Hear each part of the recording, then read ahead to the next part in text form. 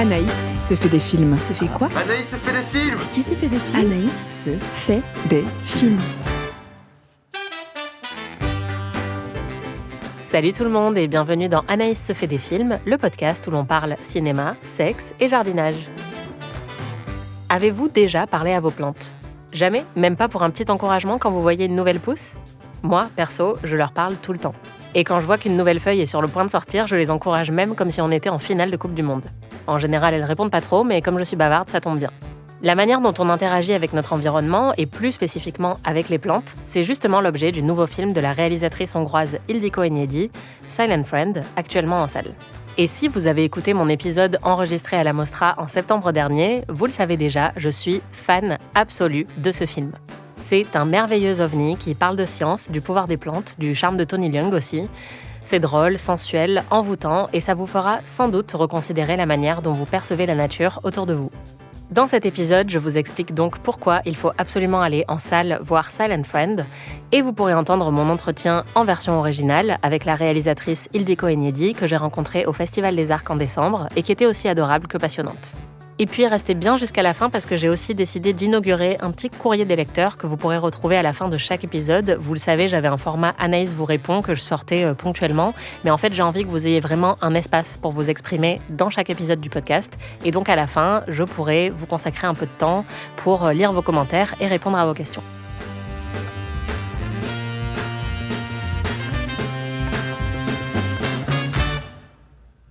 Et si les plantes nous observaient de la même manière que nous, on les observe ?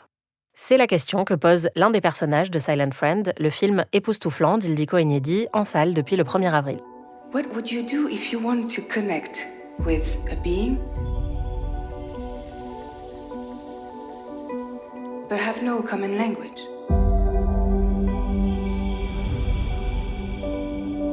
What I want to test is not so complex. What if they observe us the same way we observe them? You know, when I see a botanical garden, I see a bunch of lonely souls. Je vous avoue que je suis pas toujours de nature très optimiste dans la vie et en ce qui concerne le cinéma, mais Silent Friend, c'est le genre de film qui m'a redonné des années entières d'espérance de vie quand je l'ai vu, à la Mostra de Venise, alors que j'étais en dette de sommeil et de caféine.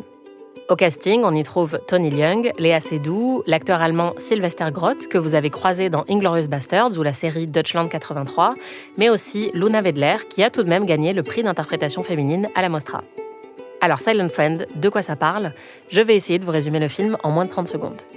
En Allemagne, à 3 époques différentes, des chercheurs tentent de communiquer avec des plantes et aussi de draguer avec des plantes et aussi de draguer des plantes.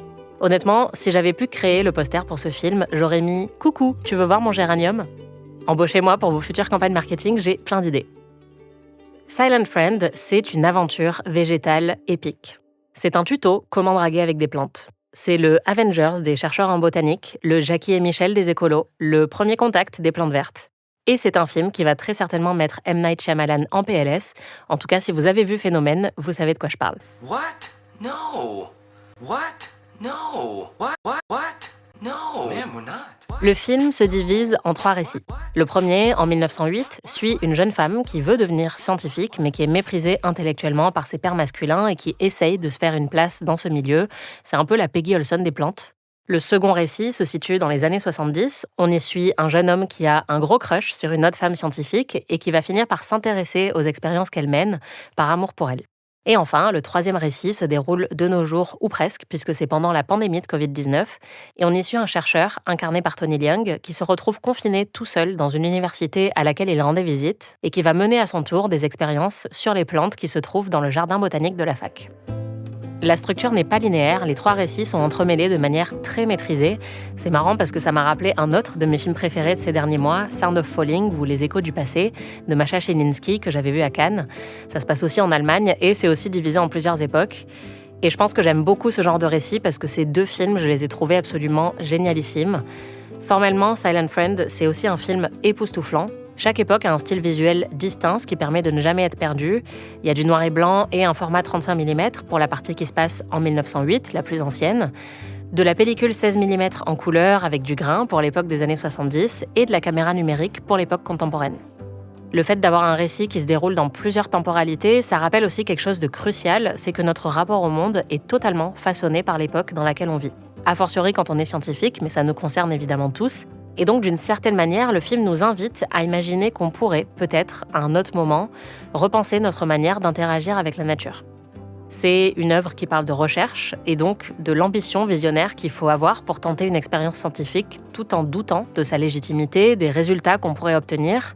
Parce qu'en fait, expérimenter quelque chose qui n'a encore jamais été testé, évidemment, ça demande d'avoir beaucoup de foi et de se jeter dans l'inconnu.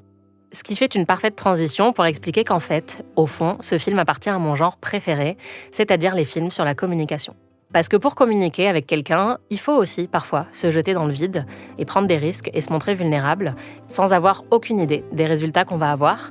D'ailleurs, c'est évidemment pas anodin qu'une partie du film se déroule pendant le Covid avec des calls Zoom entre plusieurs personnages. C'est aussi un film qui parle de solitude, de ce qu'il peut y avoir de très beau et de poétique dans la solitude, de très révélateur, mais aussi de très mélancolique. Et puis le Covid, c'est évidemment une période qui a chamboulé notre existence tout entière et qui nous a peut-être forcés à inventer de nouveaux paradigmes, à changer de regard sur le monde qui nous entourait, et c'est un peu ce que font tous les scientifiques du film. Dans le film, il y a une communication qui se fait entre les êtres humains et qui peut parfois être pleine de frictions. C'est le cas avec le personnage de la jeune scientifique en 1908 qui a du mal à se faire respecter. C'est le cas entre plusieurs scientifiques qui échangent en fait sur leurs expériences respectives. Mais c'est aussi le cas entre le personnage de Tony Leung et un employé de la fac qui se retrouve confiné avec lui et qui le regarde d'un mauvais œil pendant très longtemps dans le film. Et puis finalement, ils vont trouver une sorte de terrain d'entente. Et ça aussi, je pense que c'est un de mes archétypes préférés au cinéma. C'est les antagonistes qui finissent par s'unir et s'apprécier. Et puis, qui dit communication, dit séduction. Et un de mes aspects préférés de Silent Friend, et le plus délicieusement étrange, je pense, c'est sa sensualité. Et oui, Silent Friend est un film qui redonne tout son sens à l'expression « belle plante ». Parce que la communication et la découverte de l'autre, c'est aussi ça, et ce que ces scientifiques vont faire en essayant de se rapprocher des plantes qui les entourent, ça a quelque chose de très séduisant et de très sensuel. Et le film va appuyer là-dessus à travers beaucoup de plans serrés, à travers le travail sur le son et à travers le mouvement des plantes. Il y a des plans, par exemple, sur les plantes qui poussent qui évoquent tout de suite quelque chose de phallique. Le travail sur le son, il est vraiment remarquable. Dans le dossier de presse, Ildikó Enyedi dit « L'amour rend attentif ». Et c'est un peu ce que fait le film aussi. Il nous pousse gentiment à être plus attentifs à ce qu'on regarde et à ce qui nous entoure.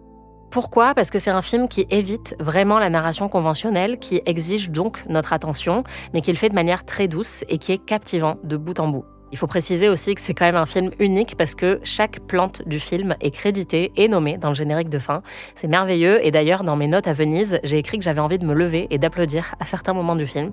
Je ne l'ai pas fait car je ne suis pas à ce point ivre d'attention. Mais j'ai vraiment été frappée par cet aspect sensuel du film et à cet égard, le fait d'avoir casté Tony Leung, c'est un vrai coup de génie.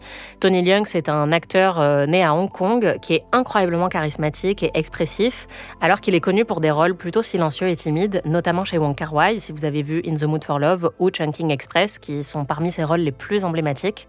Et c'est vraiment génial de le retrouver ici, dans une phase plus avancée de sa carrière, et de voir qu'il n'a absolument rien perdu de son pouvoir de séduction.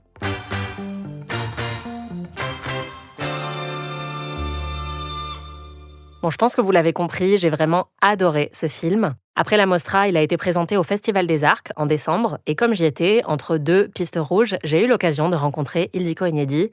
J'étais comme une petite folle de pouvoir lui parler, et j'ai adoré notre conversation, que je vous laisse écouter en version originale, et si vous préférez la version doublée en français, qui est un petit peu condensée, vous pourrez trouver cet épisode dans le flux du podcast.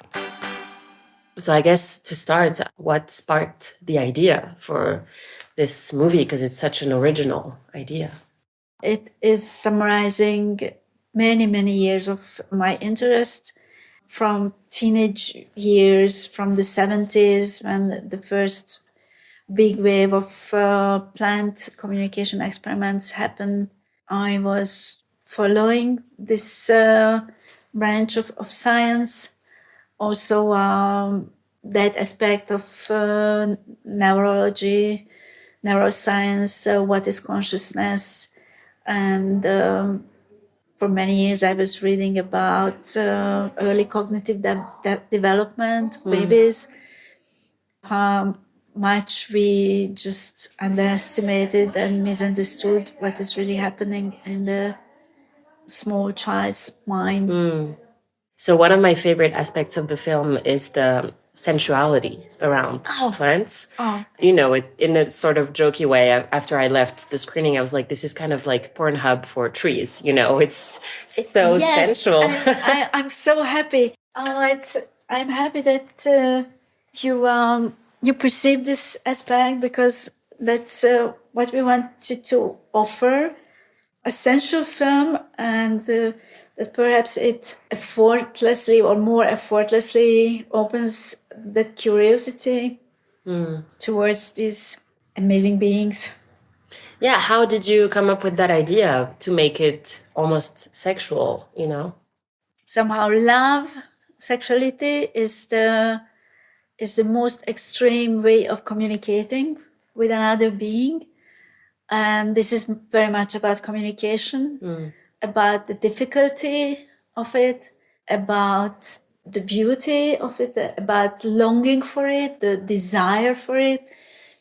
And it's very honest about our barriers.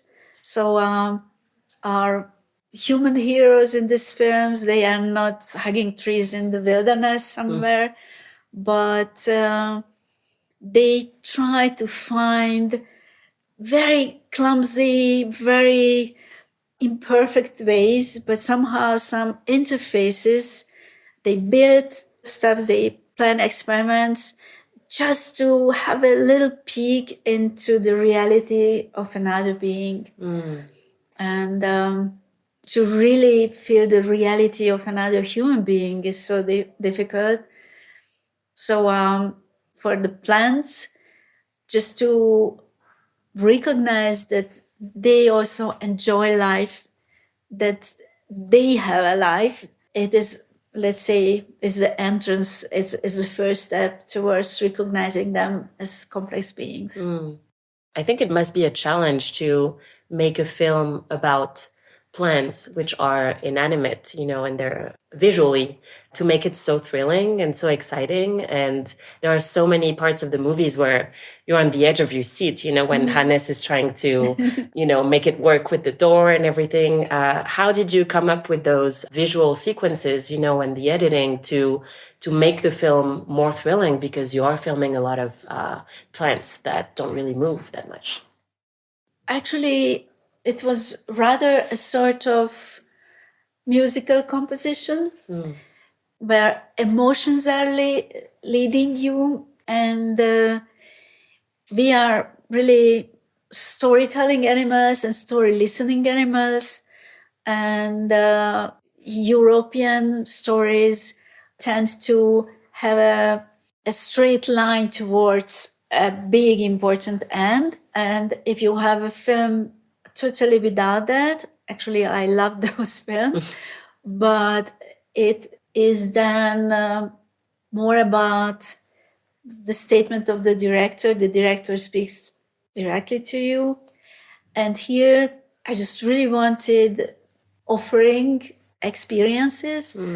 So I had to find a very sensitive balance between stories, between events through which you can attach yourself emotionally to a character, but in the same time to soothe this sort of hunger for a story and hunger for a climax and a big ending. And step by step, with sound design, with the rhythm of the film, with the order how you offer certain scenes, to entice, to raise another sort of hunger for sensual experiences. And yeah. It works. Very happy to hear. I tell it also to my editor, with whom I worked also in the three previous films, because it was really a sort of construction. When you change just a bit here, it really influenced so much the whole film, the rest of the film or before. So you had to rethink many, many times how we are moving from one time to the other, which way we are moving.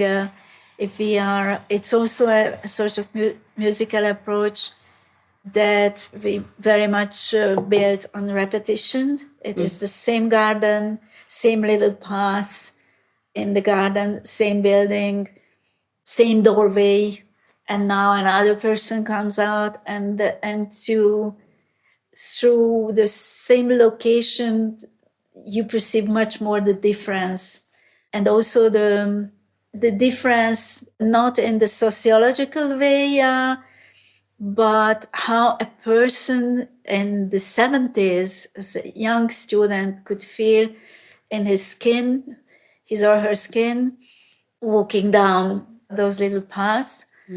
And I just give a very, very simple example. We wanted to be very transparent and using mostly very traditional film language tools. So the grass in the garden, for example, what you never really look at, it's part of the picture, but you focus on something else. In 1908, we cut those parts of the garden which we used there short, and it was very arranged, and there was not one single piece of grass overgrowing the others. And we put little low fences around the path to make a clear distinction between the path where you can walk and the grass. Well, Greta steps over it, but it also puts an accent to it. And it's not by chance that the very, very first image, very first scene of the 70s, we arrived there, same doorway, but we put the camera down and we filmed it before Greta. So we left the grass very wide, full of little flowers, insects, bees, whatever. And of course, the sound design augments this very alive environment as well. And people are sitting in the grass. They have widely growing, freely growing hair. They are barefoot, etc. So we could speak until this evening about this sort of, they are very primitive, very, very simple ways of creating very different feeling of self in a space, in a reality. And how did you think of the different ways visually to shoot the different eras? In film, you can just rely on sound and image, and you speak about feelings, pheromones, hormones, pollens, invisible and unhearable things. And I very much wanted to, there again, keep it simple and helping this sort of immersion in a sort of reality by sometimes just augmenting the natural sounds, sometimes just mixing them differently. As I said, for example, in the 70s, there are much more insects. There could be also for Greta, but greatest focus is on the structure of the plants. That what she discovers, and that sort of sensual forms. So the sensuality is through the form of the plants. And then you invent sounds which are not existing, but you immediately, as a spectator, you can relate to the sound of the roots. You feel the power, you feel that it's hidden, but that it has its own life. And it just us who are sticking to the surface. And for example, at the very beginning of the film, you see a seed, which is a tiny thing like this, but it covers nearly the whole screen. And there we, with sound design, we created very gluey, uncanny, a bit creepy sounds to show that it's not a film about cute little plants. It's about this power, what we are not aware of. Yeah, that sound design, sometimes it's almost like a horror film sound design. Yeah. I worked for the first time with a French sound designer, amazing guy, absolutely wild imagination, amazing Foley's, also French. Of course, we spoke about what sort of sensation we want to achieve and then tried out how to achieve that feeling. The presence of birds, for example, you can very much show that it's a sunrise or it's before sunrise and not the night, just with birds and positioning them one by one. And certain times you have to kill some birds from the natural atmosphere, but what we recorded, because it pulls away the attention of the spectator from the plant. Yeah, I don't know how you say in English, nature morte.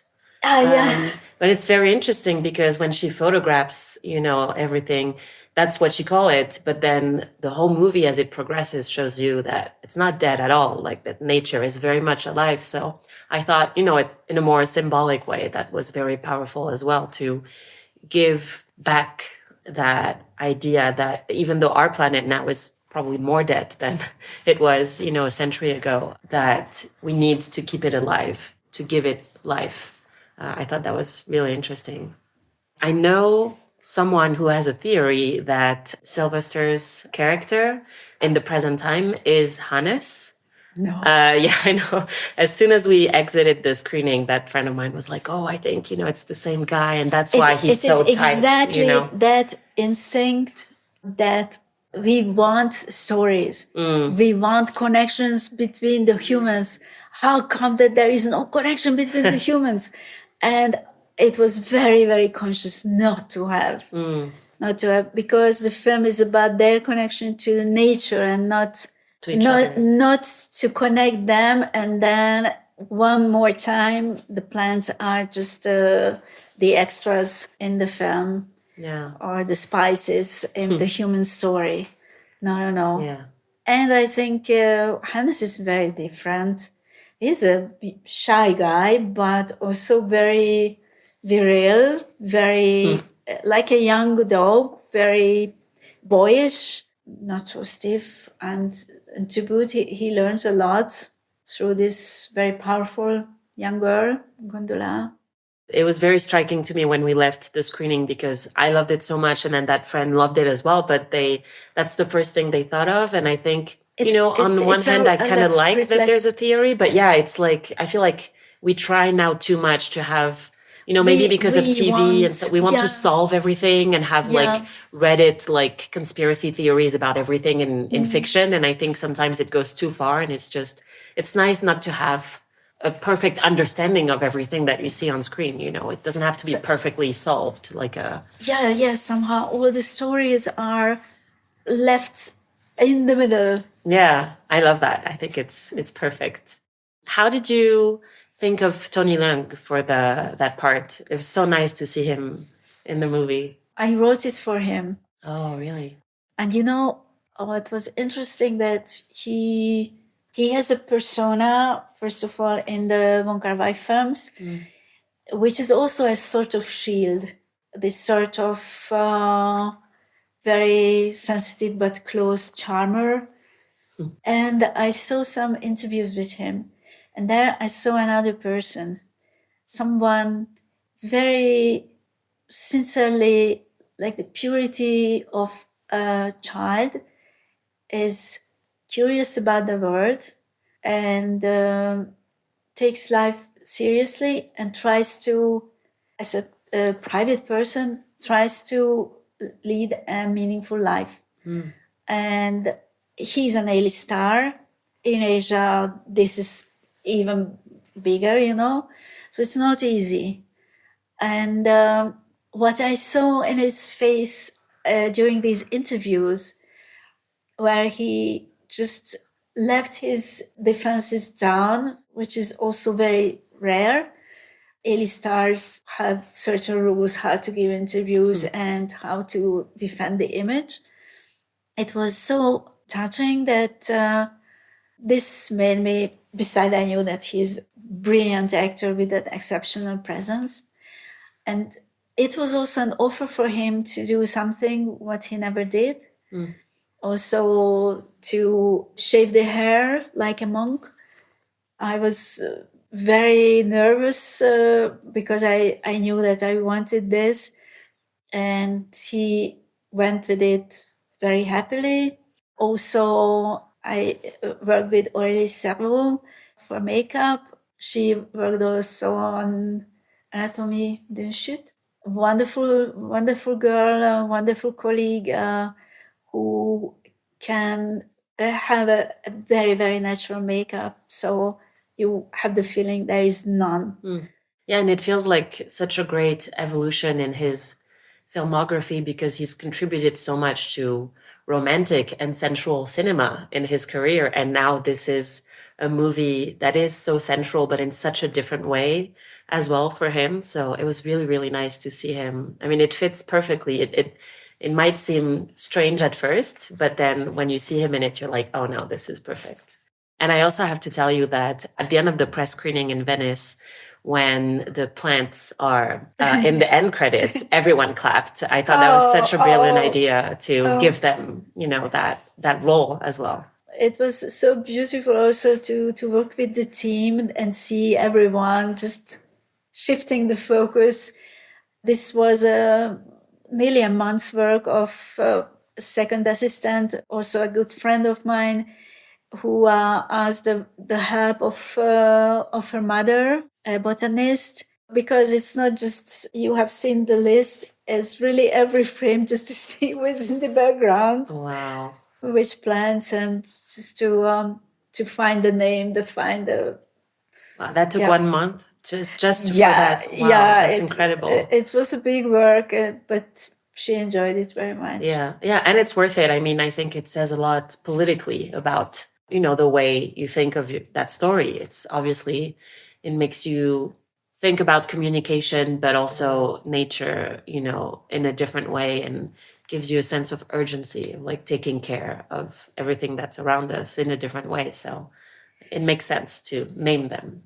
It's nice to know that, they got a clap. Yeah. I mean, that's what I loved about the film. It felt like that film is very much in my wheelhouse. Like, that's a lot of things that I love, but I wanted to clap at so many moments in the film, even though it's sort of a quiet film in some parts. But, and as you said, it doesn't go the traditional route in the storytelling, but it just works so perfectly. To me, this is like watching The Fast and the Furious. I'm like, yes, I'm so involved in it, in the life of these plants. Allô? Hello? What up? Allô? Hello. Hello, Ghostbusters. Hello. Hello? Yes? Hello? Who this be? Allô, oui? Vous le savez sans doute, j'ai un petit format de ce podcast qui s'appelle Anaïs vous répond, dans lequel je reçois vos messages vocaux et je réponds aux questions que vous me posez. J'adore vraiment avoir vos questions, j'adore lire vos retours aussi sur Internet et vos avis sur les films dont on parle. Et en fait, vous envoyez tellement de questions que plutôt que de faire des épisodes de temps en temps qui s'appellent Anaïs vous répond, j'ai décidé de vous intégrer à chaque épisode pour que vous ayez un vrai espace où vous avez la parole. Donc ça peut être des questions auxquelles je répondrai, mais ça peut aussi être des commentaires. Vos avis sur les films, etc. Donc, contrairement à une conférence de presse dans laquelle on déteste les gens qui disent « ce n'est pas une question, un commentaire », surtout quand c'est des vieux mecs relous, ici, vous pouvez parfaitement m'envoyer vos commentaires et je serai ravie de les lire.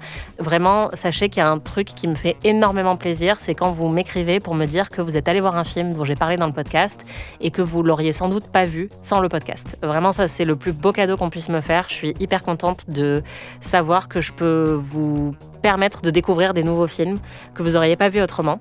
Donc voilà, j'adore vraiment tous vos retours. N'hésitez pas à m'envoyer vos questions, vos commentaires, vos avis sur les films dont on parle ici. Je les lirai sans doute dans l'épisode de la semaine d'après. Et d'ailleurs, cette semaine, je vous ai demandé sur Instagram ce que vous aviez pensé de Julian, qui faisait l'objet de l'épisode précédent. Et visiblement, ça vous a plu. En tout cas, c'est ce que pas mal d'entre vous m'ont dit. Tatiana, notamment, m'a dit « C'était incroyablement beau », donc je suis vraiment ravie. Il y a aussi Galadriel, pas celle du Seigneur des Anneaux, enfin je pense, qui m'a dit « Aïe aïe aïe, j'en attendais beaucoup, mais comme pour la petite dernière et Love Me Tender, j'ai détesté. Par contre, j'ai adoré les recos du podcast. C'est rare de voir Blue Jean et La Favorite dans les listes de films lesbiens, alors qu'ils sont vraiment emblématiques. J'aurais aussi cité But I'm a Cheerleader, Happiest Season et Love Lies Bleeding, qui sont dans mon panthéon personnel. Hâte du prochain épisode du podcast. » Merci beaucoup Galadriel, c'est vraiment très bizarre, je pensais pas que je prononcerais cette phrase un jour. Aïe aïe aïe, effectivement, je pense qu'on n'a pas du tout les mêmes goûts.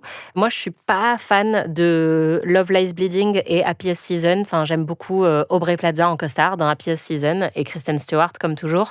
Mais bon, je trouvais que c'était aussi un film qui était assez dur au final, sous justement son apparence de rom-com de Noël, un peu commerciale, un peu charmante. On était quand même sur une histoire de coming out forcé et d'un personnage qui retourne dans le placard. Donc, enfin, j'avais trouvé ça un peu étrange. Love Lies Bleeding, bon pareil, j'adore Kristen Stewart, mais honnêtement, j'étais pas 100% convaincue. Et c'est vrai que But I'm a Cheerleader, c'est pas mal aussi, et ça fait vraiment partie des classiques du genre, donc merci de me l'avoir rappelé. Et puis je suis vraiment triste que t'aies pas aimé Love Me Tender, mais bon, c'est ça qui est bien, c'est qu'on n'a pas tous les mêmes goûts dans la vie. Donc je suis ravie de recevoir des opinions qui sont pas totalement raccord avec les miennes. J'ai remarqué que vous aviez aussi été très nombreux à m'écrire sur l'épisode consacré à la campagne aux Oscars avec l'interview d'Hugo Bienvenu. Je suis vraiment contente que cet épisode vous ait plu. Et je voulais mentionner un commentaire que j'ai reçu qui a écrit « Waouh, quel super épisode, merci. Merci à vous. Hyper instructif et ça fait peur de voir que le gagnant est juste celui qui est à mi-chemin entre bon positionnement, pas de casserole, storytelling travaillé et accessoirement talent. Et quelle belle découverte, Hugo Bienvenu, d'une clairvoyance et d'une humilité qui force le respect. J'aime beaucoup qu'il fasse autant allusion à sa famille, c'est beau et surtout hyper rare parmi les artistes qui peuvent en parler mais assez laconiquement. » Je suis entièrement d'accord. Et vous avez vraiment été nombreux à me dire que vous aviez aimé cette interview avec Hugo Bienvenu et que c'était une nouvelle découverte pour vous. Et que pour ceux qui n'avaient pas encore vu Arco, que vous alliez le rattraper. Et ça me fait vraiment plaisir. Il y a aussi quelqu'un qui m'a écrit après mon épisode bilan sur les Oscars, qui a dit « Merci pour l'épisode et l'interview de Sinners. Globalement assez content du palmarès de la soirée, cérémonie que j'ai trouvée assez soporifique. Je m'attendais à un peu plus d'activisme. Mais bon, après quelques années à vivre aux US, j'aurais dû m'en douter, il reste toujours très silencieux. J'ai lu un article qui résume bien la situation. Hollywood sous Trump, le silence comme stratégie de survie. Un peu triste pour Marty Suprême, qui est un excellent film et est reparti bredouille. » Là aussi, je suis totalement d'accord. L'absence d'activisme à Hollywood en ce moment, c'est un sujet que je surveille de très très près. Vous savez que je vous en ai déjà parlé dans le podcast, mais clairement, c'est, on va dire, un de mes objets de recherche à l'heure actuelle. Et puis, je suis tout à fait d'accord pour Marty Supreme, c'est un peu triste qu'il soit reparti bredouille. Mais bon, c'est le cas de beaucoup de très très très bons films, et je pense que ça n'enlève rien à la qualité du film. Et enfin, j'ai reçu une question de Laura récemment, à laquelle je pense qu'il est assez important que je réponde. On l'écoute. Coucou Anaïs, j'espère que tu vas bien. Alors je m'appelle Laura et j'ai une petite question sur la création de tes podcasts. Est-ce que tu les penses plutôt pour être écoutés avant ou après l'œuvre dont tu parles ?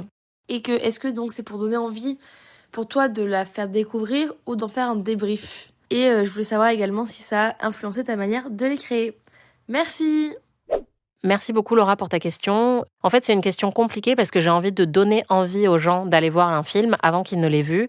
Mais la plupart du temps, quand je parle d'un film, je me retiens pas forcément de spoiler certains aspects du film. Pour moi, c'est vraiment important, surtout quand on veut rentrer un petit peu dans les détails de ce qui rend le film aussi bon, de pouvoir en parler librement sans se censurer. Donc, j'ai plutôt tendance à dire que si vous avez peur des spoilers, il vaut mieux écouter mon podcast après avoir vu les films en question. Il y a certains films qui sont très twisty, et à ce moment-là, je vais évidemment le mentionner dès l'intro pour dire, voilà, spoiler. Mais sinon, pour un film comme Julian, par exemple, parce qu'il y a plusieurs personnes qui m'ont posé la question, je pense pas que ce que j'ai dit dans le podcast révèle énormément du film, donc je pense que vous pouvez le regarder et écouter le podcast un peu dans l'ordre que vous voulez. C'est un peu pareil pour Silent Friend, dont j'ai parlé aujourd'hui. Je pense que vous pouvez écouter ce podcast après l'avoir vu ou avant l'avoir vu. Ce que j'espère vraiment, c'est que faire ce podcast pourra envoyer certaines personnes en salle. Mais de manière générale, moi, je sais que j'aime bien lire des critiques après avoir vu une œuvre.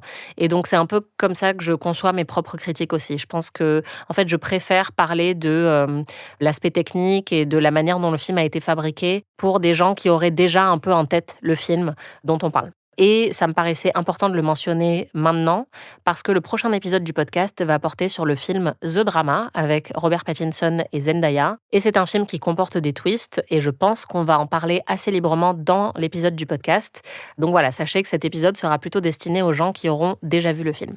Merci beaucoup et j'attends évidemment toutes vos autres questions et commentaires pour les épisodes suivants. Continuez à m'écrire et n'hésitez pas à envoyer des vocaux aussi. J'aime bien entendre vos voix de la manière la moins creepy possible.